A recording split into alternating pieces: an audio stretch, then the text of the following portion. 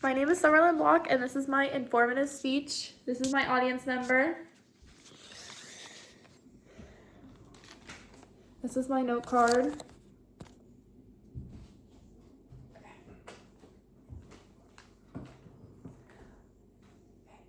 Let me set a scenario for you.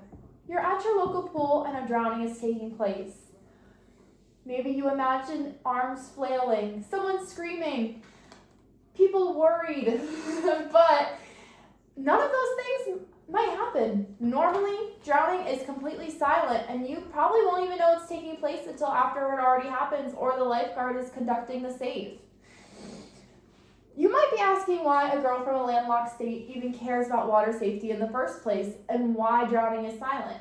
But I've been a lifeguard at my local pool for 3 years now, and it's shocking to know how many people don't take notice of water safety and know that drowning is a big and deadly silent killer.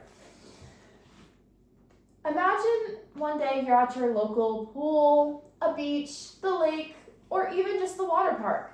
You're watching your future nieces and nephews, kids, or with your friends your own age.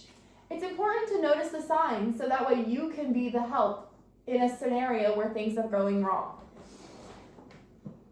The body's reaction to drowning is to gasp for air, not to scream and shout for help. So, most of the time when someone is drowning, they do it silently. Their arms are being used to keep them afloat, and they're not being used to splash wildly any more than all the other kids just playing around in the shallow end. 50% of children drown within 25 feet of an adult. So when you say it can't happen to you, that's not true. It reminds me of a year ago when the Hershey Park incident took place. A young girl about 9 years old drowned in the wave pool. Her father was there, lifeguards were watching, and her friends were swimming with her, and yet she still got swept under the current and taken away, and she was found and was not able to be revived. Things like this happen every day, and if more people are vigilant of the signs, it can help reduce tragedies that happen in the future. Active drowning is the main way of drowning before things get really serious.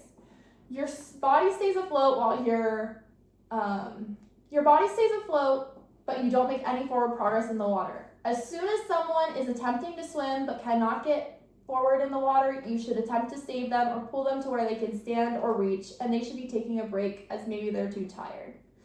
Once someone becomes fully submerged under the water and cannot get back up to search for air, they're officially drowning and lifeguards should be alerted because a friend should never become a victim. According to the NDPA, which stands for the National Drowning Prevention Association, the best way to prevent drowning is to take the proper precautions. When being by the water, you should always have good water competency. You should know how to swim or have a floating device. If you do not have a floating device, then you should be in the shallow end or out of the pool in general.